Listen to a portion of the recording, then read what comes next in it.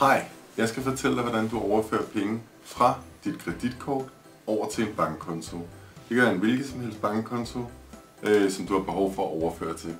Det første du gør, det er at gå ind på acceptcard.dk og logge på det, der hedder Min Side. Det er det, jeg gør nu.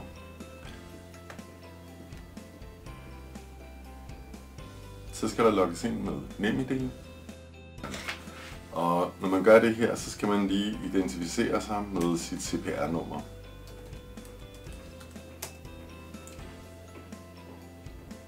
Godt. På min side, der identificerer, hvad det er for et produkt, jeg skal ind på, og det er jo acceptcard, jeg skal ind på her. Og når jeg scroller ned i bunden, så kan jeg se et lille ikon her, der viser, se din PIN-kode, overfør penge med videre. Og det er sådan, jeg kommer ind i SmartBank-modulet. Og der skal jeg så logge på igen. Et lille fif, man kan bruge her, det er, at hvis man bruger det her ofte, så det log på-vindue, der er lige her, det kan man gemme som en favoritmarkering, så man ikke behøver at gå igennem min side hver gang.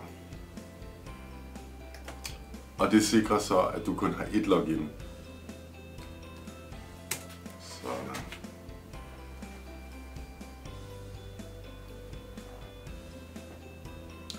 Godt. Så kommer vi ind i vores SmartBank netbank modul. Og det første man kan se her på skærmen, det er ligesom hvor meget man har til rådighed på produktet. Når jeg skal lave en bankoverførsel, så skal jeg trykke på det ikon, der hedder Betal.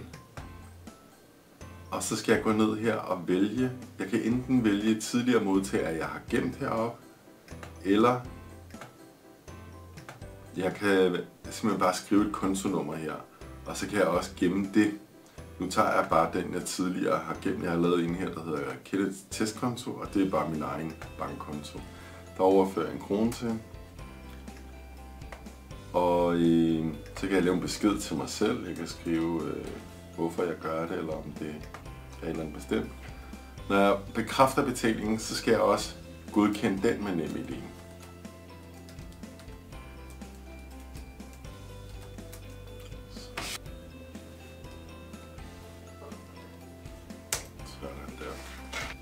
Når man laver sådan en overførsel, så er pengene tilgængelige på modtagers konto efter 2 hverdage.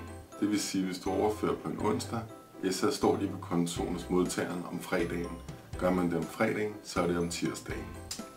Tak fordi I kiggede med. Jeg håber, I kan bruge informationen. I er altid velkommen til at kigge på vores hjemmeside, hvor I kan finde endnu mere information. I kan også kigge med på vores YouTube-kanal, hvor I finder vores andre videoer.